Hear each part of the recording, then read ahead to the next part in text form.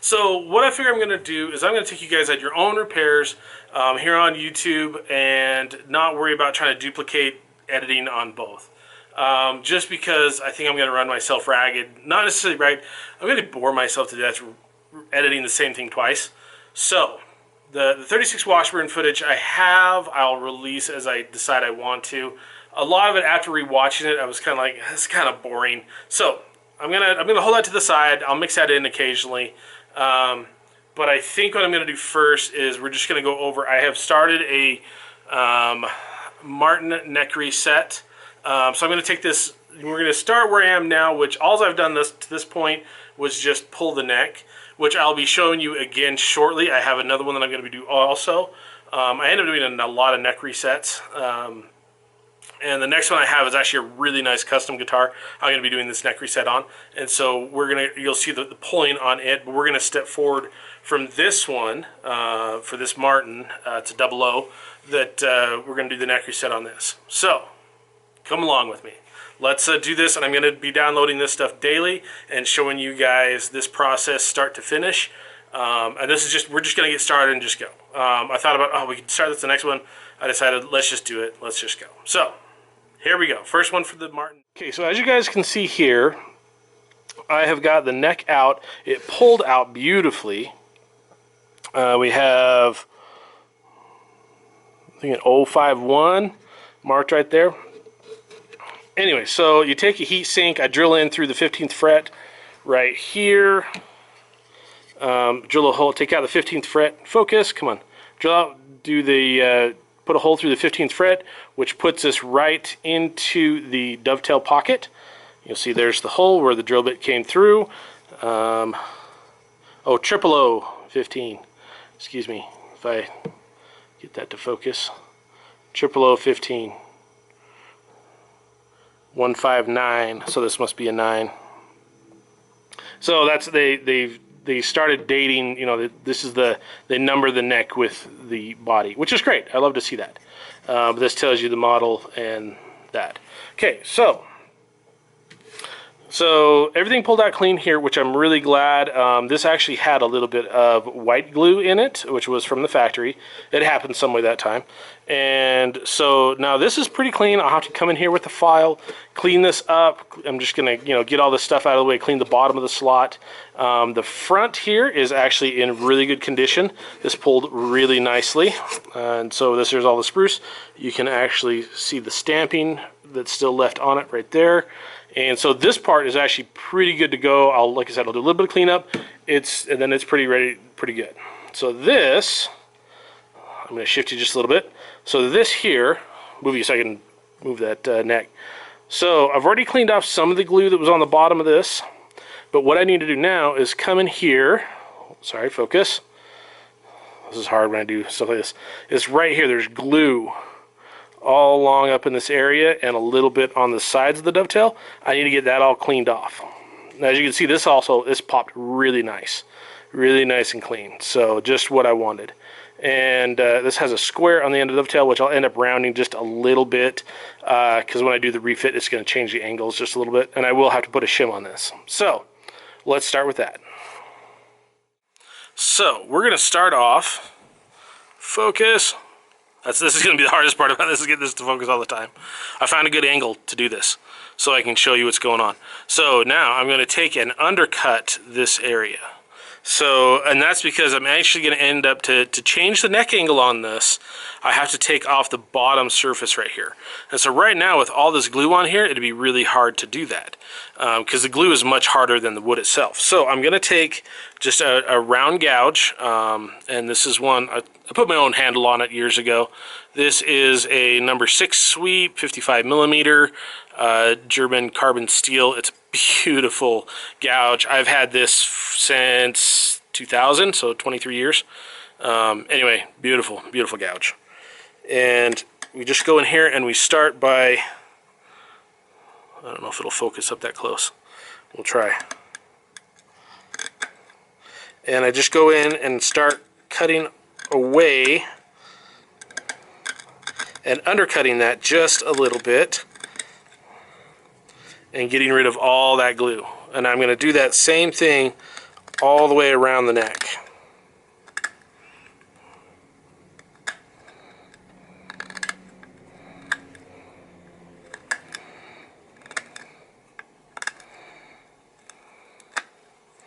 Okay.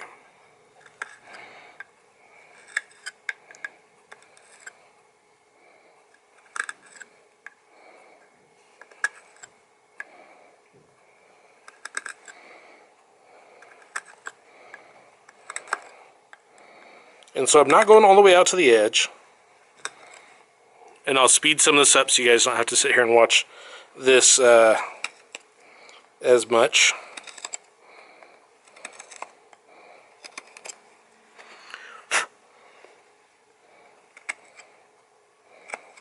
Okay, so see right there? That's what I'm going to do all the way around.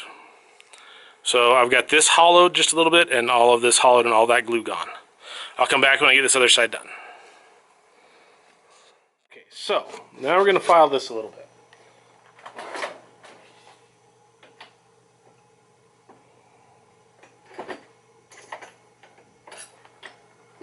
And for this, we're just going to use a little half-round file. This is actually a very nice one. I like it. This will let me get all the way back in those little corners, and it does a really nice job. It's a really nice flat file for this. This is a double cut. You could use a single cut as well. And mostly what I'm doing here is just kind of going in and making sure that the dovetail is clean, and I don't have any like big gobs of glue or anything that would hold the neck in place. And I'm actually going to take, this has got some kind of crud.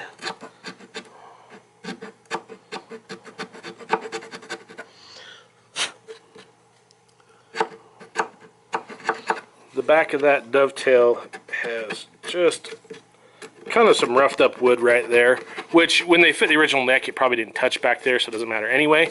But I'm just going to go ahead and clean it up while I'm there. Now I'm going to take the bottom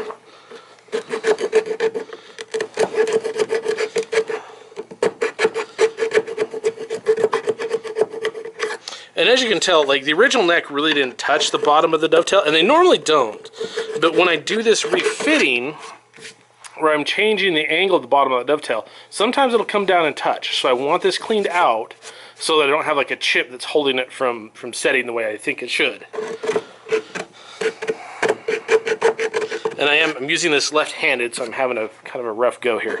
I'm going to get coming around the back of the camera. There we go. I am right-handed, and so this goes a lot faster when I can do it that way. So there's a little gob of glue right down in there I just got out. So you are literally looking at my point of view. I'm looking through the light ring to see this.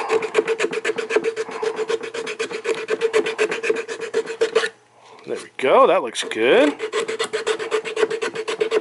Like that. There we go. So just nice and cleaned out. I don't have any glue in there. This feels nice and smooth now. So just what we're looking for. I'm going to vacuum this out and I'll be right back. So as you can see, to vacuum that out, it looks really nice and clean. I'm going to move you around here so you can see it.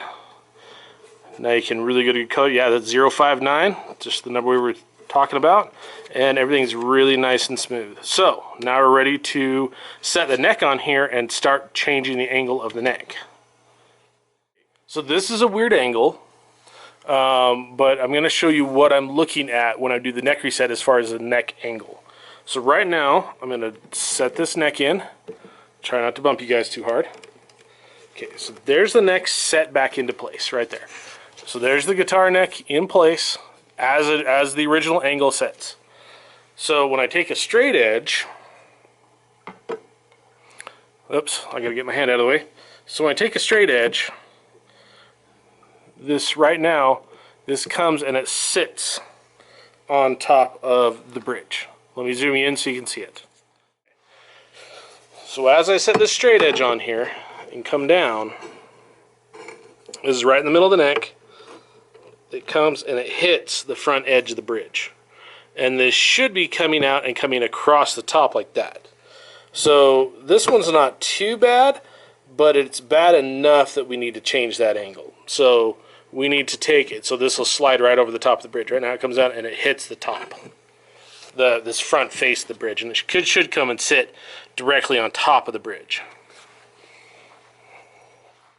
Okay, so now that we have this set the neck back in here, the way we're going to change the angle of the neck is we need to take off the bottom of the heel in the back.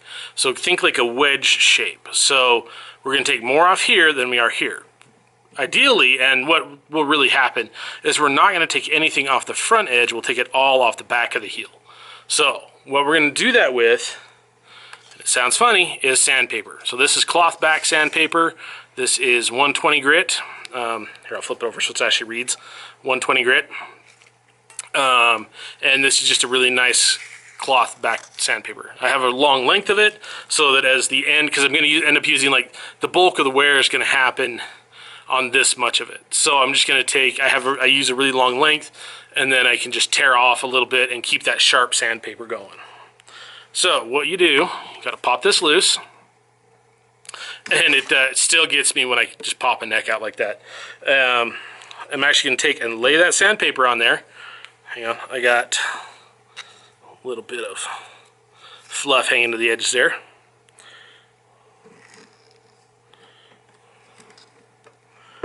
So I take that, stick it all the way forward, so now it's actually touching the back of the fretboard. Hold that in and actually kind of push down just a little bit on this, and I just pull straight back. Just like that. And now I'm going to do that 3 times on this side. And I can tell I'm sanding glue right now, because also my sandpaper is showing white where it shouldn't be. It should be a mahogany color dust. And 3 times over here. 1, 2, 3. And then I actually take once and go just along the back like that. And what that does is it keeps the center, so I'll show you here, it keeps the center of this heel flat. And you can see right there, see how it's white? That's glue. So I'm still just sanding glue. You can see right here where I got down to wood right there. So we're just going to keep sanding down now until we get this, keep changing this angle. And I just repeat this step over and over again.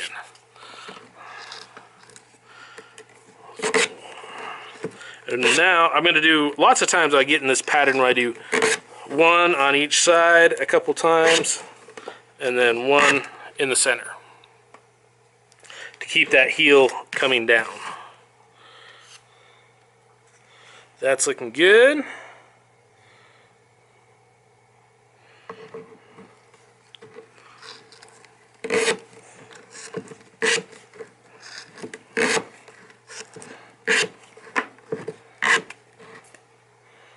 Okay.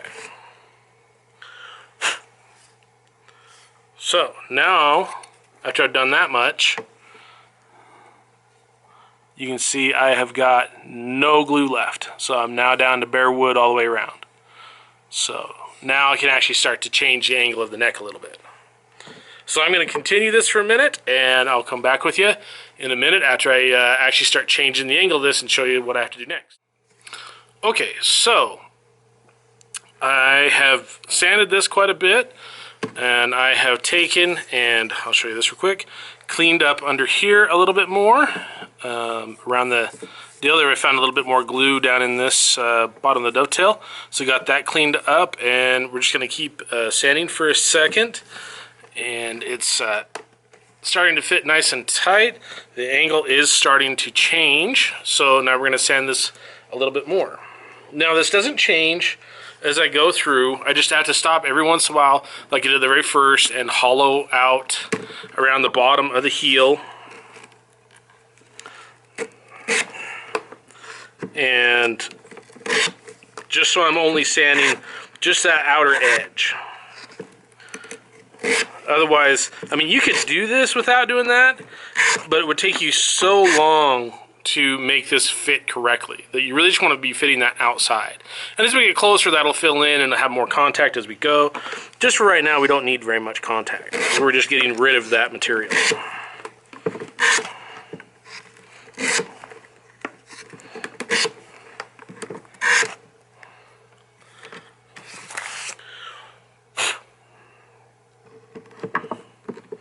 All right.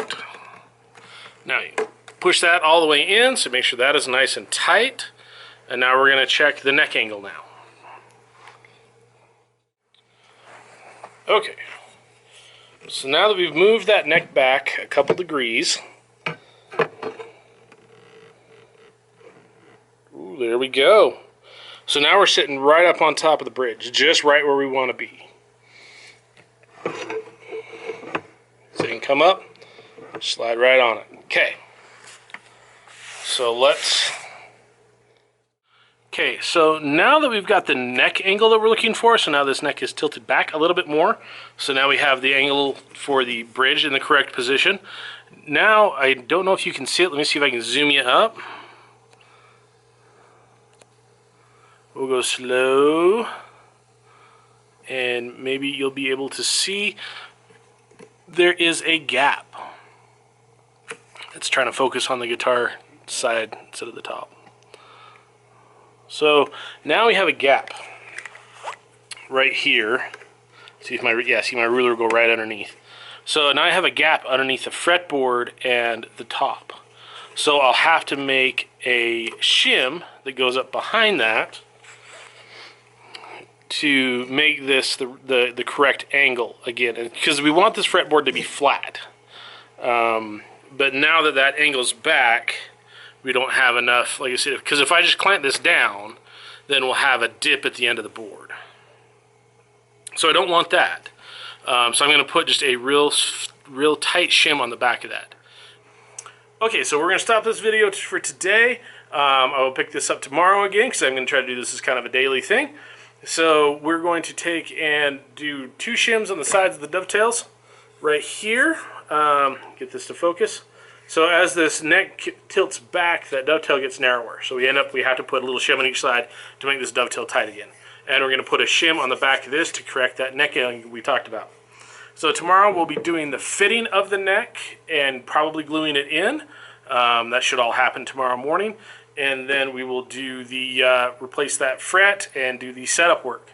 And that will be kind of I'm going to show you the full setup process. Because I'm going to do a little bit of fret work on this one as well. It has some notching in the frets.